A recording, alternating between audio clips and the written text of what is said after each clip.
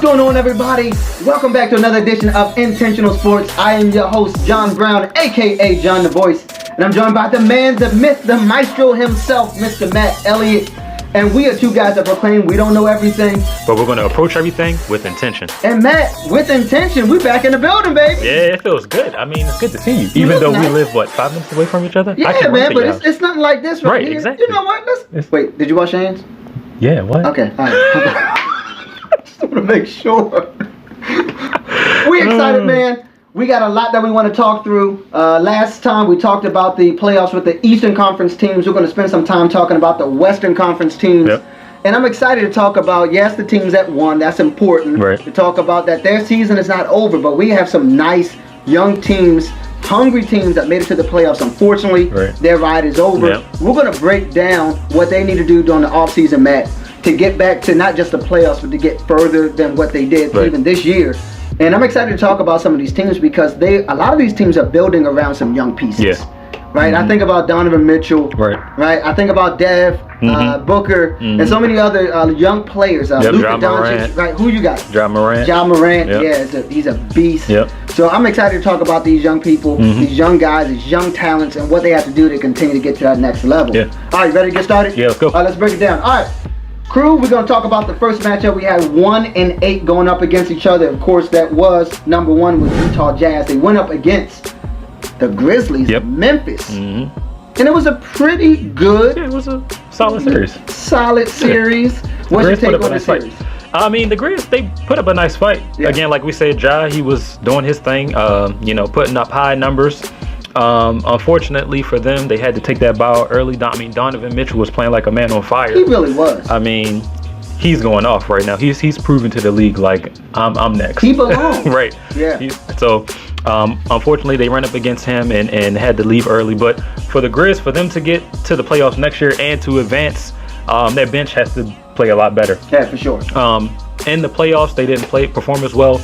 But what was weird was during the season, they were one of the best bench teams in the league. Yeah. So I'm not sure if that was a rotational issue. Experience has a lot to do with that too. Well, right? You got young players now that you're expecting to jump up in the playoffs, and it's hard to do that sometimes. You haven't been there before. You haven't been there before. You don't know what to expect. You don't know the intensity level. Yeah. It just jumps at you, and then it's kind of fold. And unfortunately, that's what happened to this bench. Unfortunately, also Jaren Jackson Jr. They're big. Him going down, that injury was tough. It was tough for them. Yeah. So I mean, he adds that inside score presence, also a nice presence defensively. Yeah. On the other end, with him going down, that sucks. So hopefully, with a full off season, he can get back to full health and he can come in and do what he can do because he can score, he can play defense. Unfortunately, Jonas Valanciunas, he's a great offensive guy, but he's up there in age. Defensively, he'll do some things for you, but he's definitely not where Jaren Jackson is as far as athleticism is concerned, Sure. And another piece, Justice Winslow, he didn't really perform to the level yet. Yeah. So I mean, what they're going to do with him is interesting this offseason. I think he's over $13 million next year, and if they get rid of him, they might be able to go get somebody a little bit more reliable, like a DeMar DeRozan, maybe a Will Barton. Will's. I think he's is he restricted this year, or is he? He may be restricted, but still. But they might be able to outbid. But guys like that for exactly sure. Right. Yeah. So I mean, those are some of the things that they got to do this offseason to get back. For me. Here's the biggest thing for the Grizzlies. First off, you have to understand and recognize you're a small market team, right? Because you're a small market, that means you probably won't be able to attract some of the bigger name free agents that's out there. Right. You'll probably have to rely on trades. Right. Exactly. Or maybe, to your point, maybe some veterans, right, that may not have the biggest name, but they fit what they're trying to do, the direction they're trying to go. Yeah. But the biggest thing for me this offseason for the Grizzlies is you're going to have to continue to develop your star, and that's Ja Morant. Yeah. Well, his next step has to be three-point shooting. Yeah. Right now, I see him in the vein of a Russell Westbrook, a young Derrick Rose. Right? His athleticism is just on another level. Yeah. I mean, if he's not dunking on somebody every other night, it's not a normal night. Right, exactly. You know what I mean? Yeah. Like, he's putting up highlight level. Seems like he's on the scene on a regular basis, showing what he can do athletically. And so, for me, Ja Morant has to show a little versatility in this game. He's shooting 31% from 3-point, so it's not terrible. but you know, you want to see that up 35. Yeah, it's definitely below average, right? Yeah. Have people have to respect your 3-point game, right? Because if you have to rely on athleticism on a regular basis, that's where injuries start to come in. Right. Derrick Rose has shown that, right? So you have to be very careful with that. That's going to have to be his next thing, and then he needs a running mate, and I think he may have that in Dillon Brooks. Yeah. I mean, especially defensively. I mean, it's great to see him like lock down other guards, right? I mean, he's a great defensive guard. The biggest thing for him, he has to be consistent when it comes to shooting. Has to be consistent when it comes to putting that rock in the hoop. And he hasn't shown that. He's averaging about 15 shots, so that's pretty good. But one night he'll have single digits. The next night he's putting up 30. So it's like, what are we getting from him? It's going to have to be consistency. If they can build off that backcourt, they get them to your point, have some help with the front court, see what Jackson's going to be. Right, he needs to get back healthy. He needs to be consistent. This team has a chance to be something special. They do. Yeah, so I like the Memphis Grizzlies. What we got next? We got the 2-7 matchup. 2-7 matchup. So we had the Los Angeles Lakers, a 7th seed. Actually, you know, they went through the play-in for the playoffs, and they got in at the 7th seed, and they faced off against the Phoenix Suns, the number 2 seed. And a good series, but unfortunately, again, health concerns with the Lakers kind of derailed their shot at, you know, repeating back-to-back. So they took that ball early to the Phoenix Suns. So what do you think the Lakers have to do to get back and, you know, get further in the playoffs next year? Matt, first and foremost, they got to get healthy. I think that's a key. When you look at AD, unfortunately, he was limping to the finish line. Right, he couldn't be as consistent as he wanted to. He rushed back to play, what was that, game 5 or 6? And that caused game 6. I mean, you know, immediately he was out again, right? So I think that's going to be the key. AD is the future of the Lakers. If he has to take some time, rehab, whatever, he has to be back for them to have any chance. Not just to get back to where they are, but to make the playoffs. Without him, they're nothing. LeBron James, arguably the best player of all time, he's getting up there in age. You cannot get away from Father Time, so you're going to have to continue to build support around him. They're going to have to make a decision. First off, can I give a shovel? Okay. Since we're talking about the Lakers, my shovel goes to Dennis Schroeder.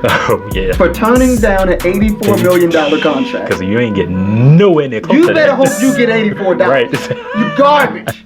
You take me off. He ain't getting nowhere near close to $84 million. Nope, not the way he performed. I mean, it's terrible. It was. So that's another thing. They're going to have to make up their mind. What are they doing with Dennis Schroeder? And also, I mean, Wesley Matthews didn't come in and do what they thought he was going to do. Ben McLemore didn't come in and do what they thought he was going to do as far as threes. As Caruso, I mean, he's same thing as Dylan. Dylan was talking about, right? He's just inconsistent. You know, I mean, I love Alex. Don't get me wrong. Excellent. You know, spark guy off the bench. Give you high energy. He'll go in and get that play that'll just, you know, ignite the crowd, ignite the team, and for sure. You know, but no consistency. You know, unfortunately, KCP got injured. You know, his 3-point shooting wasn't where it was. That overall, their 3-point shooting the entire year was low. I think they were ranked like 21st or something like that in 3-point shooting. And that's what you try to do with LeBron, surrounded with good shooters. Because he's going to attack. He's going to attack, right? And so if you're ready at the 3-point line, he's going to find you, but you got to knock him down. And they had open shots all series. They just weren't making them. They weren't going in. And another thing that pissed me off, I know I'm a Laker fan, sorry. It pissed me off. You know Chris Paul was hurt. Why every time when they were going to pick and roll, they are trying to go over the screen, go under and make him shoot? Like why? And every time they would go over, that just leaves I can't even think of his name because I'm so mad. What you call me? Golly, what's his name? DeAndre Ayton. It leaves him open for an easy bucket. Or, you know, you got to switch and you got to help and then leave somebody else open for it. And they were knocking down threes like it was nothing. For sure. But you're right. The defense looked lazy and that's it. But again, they looked like they probably played right towards the end of the season. They looked gassed. They looked. I don't know if they truly believed that they were a better team. You know? Especially with AD going down. I don't think. I think if you look at LeBron James, his body language, I think it was obvious. He was frustrated. He wasn't getting back on defense. Another thing, we'll move on. But another thing they're going to have to do, they need help, right? So I mean, who else is going to be the guy to either step up, or you're gonna have to make you got to go get somebody, right? And oh my gosh, how can we not talk about Kyle Kuzma? I think there's a reason why. I think there's a reason why we don't talk about Kyle Kuzma. I mean, I think he's probably the most wanted man in LA right now, as far as sports is concerned. Because I mean, to give up Lonzo, to give up Julius, to give up Brandon, and to keep Kyle, and then he performs like that. Yeah, for sure. I mean, you can't. But I think it's interesting, those guys that you named. Yeah. They're all, we say that now that they're on other teams. Right, yeah. Because when they were with the Lakers, they were not consistent. Mm-hmm. I would imagine if Kyle Kuzma went to another team, he would have. I think he would be able to live up to the expectations that we have on him. Okay. I don't know. Maybe it's something about LA, man. Maybe. Those lights are bright. It right? is, yeah. So we have to make a decision what you want to do with Kyle Kuzma. I think that's important. And then quickly, Andre Drummond. They made that, trade for him. They bring him in. Mm-hmm. He was supposed to kind of be that third guy, and I just didn't happen. No, and that's what they lack right now, center play. Because Anthony Davis does not want to play center. He wants to be that power forward, that stretch four. They need a center who can not only defend the paint well, but not clog up the paint, where Anthony Davis can still do what he does, offensively. For sure. So, here's the thing about the Lakers. The Lakers really don't need much. Yeah, they really don't. Think about it. They won last year with Rajon Rondo, with Dwight Howard. Right, exactly. We're not talking about all-star caliber players. No. We're talking about guys who know their role, who've been there before, who like the opportunity, right, to play with great players, and they're okay with that, right? They play they know what they do. Rajon Rondo, there was nobody that was more valuable, in my opinion, when it came to the LA Lakers. Then Rajon Rondo, he made that engine go. Yeah, he was the spark of that second unit. He could get, guys where they need to go, dish the ball out. He would knock down the three ball if he needed to, get to the bucket and, lay it in real quick if he needed to. He was that spark in that second unit for them last year. They're going to have to find guys like that. Yeah, we'll see whether trade or somebody becomes available. They're going to have to do that. But the team, the way it is constructed right now, will not be able to not just get to the championship. They better hope they can get to the playoffs. These teams in the West are hungry, and they want to get better every offseason. So that's the Lakers. What we got next, Matt? What's the next matchup? All right, so we got the Blazers. We have the 3-6 matchup. The Blazers took the L to the Nuggets, the Denver Nuggets. And unfortunately, with Dame Lillard putting up, crazy numbers. I mean, he was just knocking down deep threes. What was that? That two overtime game where he knocked down. And they lost. And they lost, exactly. I mean, he's out there playing his heart out. Yeah. But unfortunately, they ran into the MVP, Nikola Jokic, and the Nuggets. And, I called that too. You did? I called that series. Yeah. I also called Denver going to the Western Conference Championship. Did you? Yeah, I called it. Yeah, that didn't happen. But again, what I like about Denver quickly, and again, I know we're talking about the Blazers, but Denver, I love their front court, man. Oh yeah. I thought they had really good depth there. Mm-hmm. We already talked about the MVP, right? But even Michael Porter Jr., Paul Millsap, so many other guys, right? When you talk about a versatile front court, I think that plays well in the playoffs. Right, I think that's the reason why I had them over the Blazers. Mm-hmm. Yep. So, I mean, the thing with the Blazers, though, they ran into this team without Jamal Murray. So that's the only thing concerning me. If Jamal Murray was playing, you think it would be different? It would have been. I think the Blazers might have got swept if Jamal Murray was there. Yeah. So, I mean, that of course worked out in the Blazers' favor. Unfortunately, for not for the Nuggets. Right. But so they need what the Blazers need to do. They need to get some perimeter defense. Outside of Norman Powell, nobody in that backcourt is really a great defender on the perimeter. Yeah. Dame Lillard is a below average defender, as great as he is offensively. Same thing with CJ McCollum. Yeah. Below average defender, great offensively. So that's why I think, first of all, you got to go get some perimeter help defensively. I think throughout the whole season, they were ranked 29th out of 30th as far as defensive efficiency. Right. So they got to get better on the perimeter defensive wise. I think it's time to break up Lillard and McCollum. I mean, they've been doing this for 7 years, I think, 7-8 years, and it's not working. It's not. I mean, I think it's time for them to part ways. I think what you got to do is go ship McCollum, see if you can get some nice pieces back. Because again, Norman Powell, he can give you what McCollum gives you offensively, but he's a much better defender. So they gotta do something with, I believe, McCollum. Maybe get another wing scorer, or maybe get somebody, low post that can help them. Nobody, in their front court is really like a low post scorer. For sure. So those are some things they gotta do. No, for sure. You definitely need some low post scoring. Yeah. Need some big guys. Thinking guys like Dwight. Yeah. Right. Possibly JaVale. Yeah. Nerlens Noel. Robin Lopez. Some other guys that you could pursue there. Right. I think the biggest thing is they're going to have to make a decision about that backcourt. Yeah. If CJ's not the guy, then now's the time to make that a priority to trade him. Right. There will be suitors. Yeah. I saw a rumor. Whether or not it happens, we'll see. They could possibly pursue a guy like Bradley Beal. Yeah. Right? CJ, another young guy, Anthony Simons. Yeah. Those guys are going to have to be the centerpiece of that trade, right? And there's a possibility that they could do something like that. Yeah. But you're going to need some help if you're going to keep him. If not, Dame also has the decision. Yeah, he might go. He's one of the most loyal guys in the NBA, in the same vein as Bradley Beal. Right. Sometimes at a fault that those guys are that loyal to an organization that I guess they're trying, but unfortunately they're not getting far in the playoffs, right?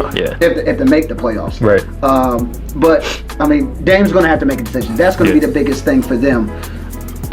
To be honest, out of all the teams right now, Matt, that lost in the first round, I think all of them have a really good shot to get back and to get further outside of the Blazers. I'm just not confident in the Blazers. I'm not confident at all that they're able to do what's necessary during the offseason.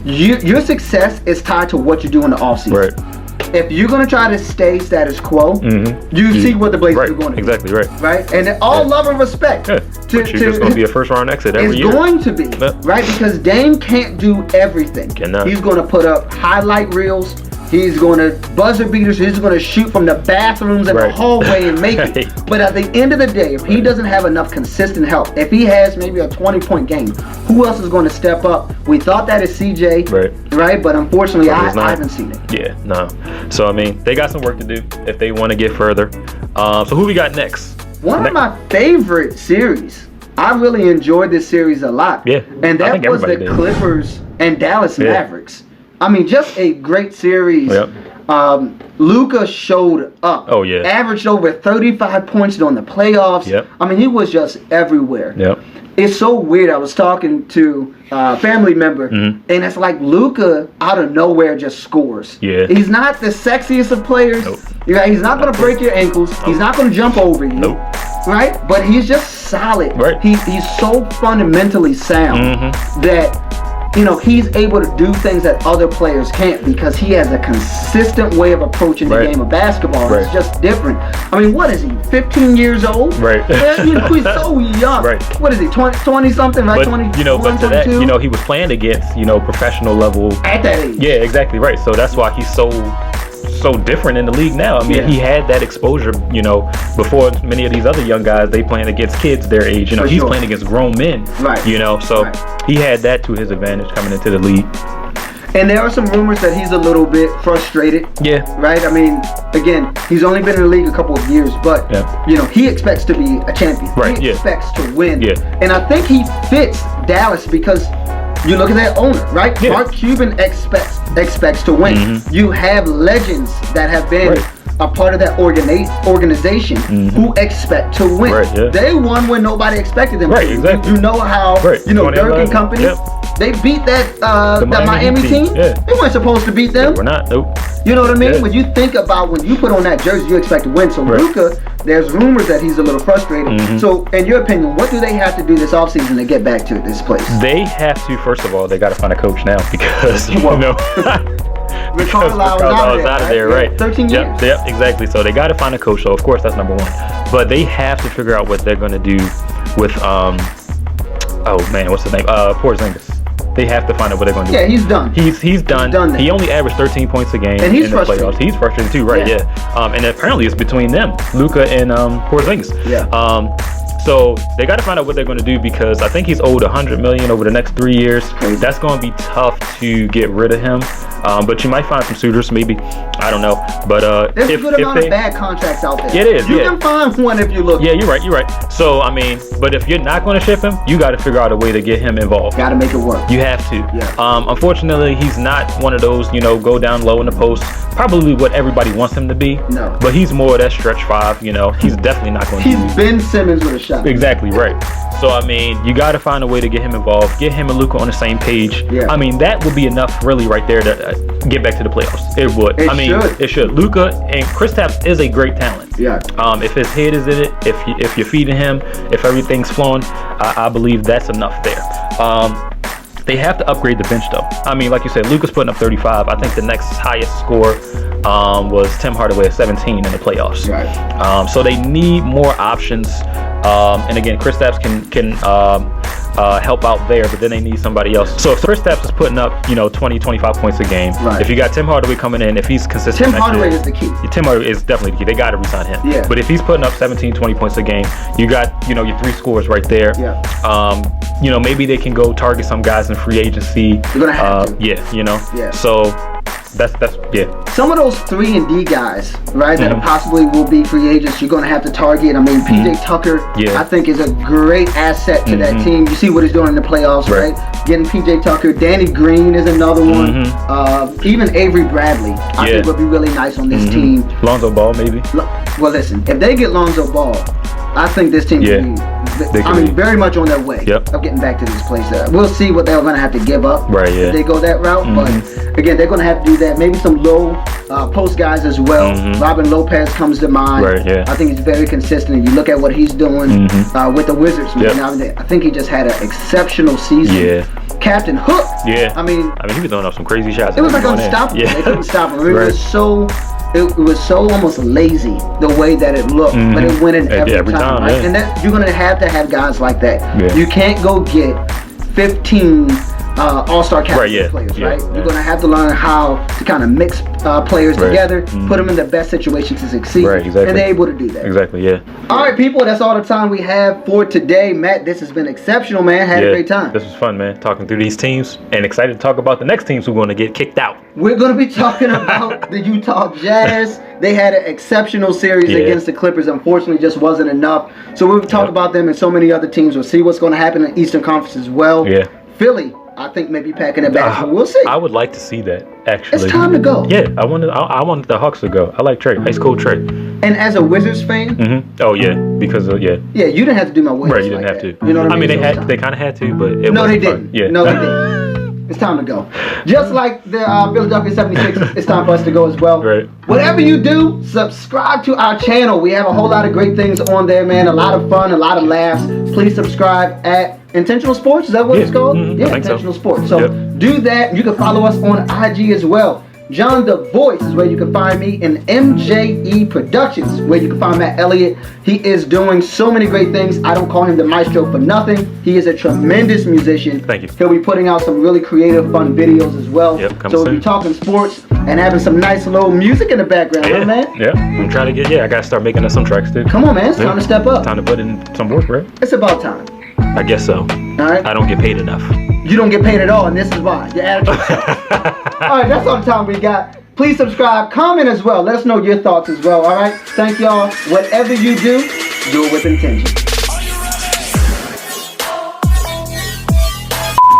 Was that it? That's a wrap!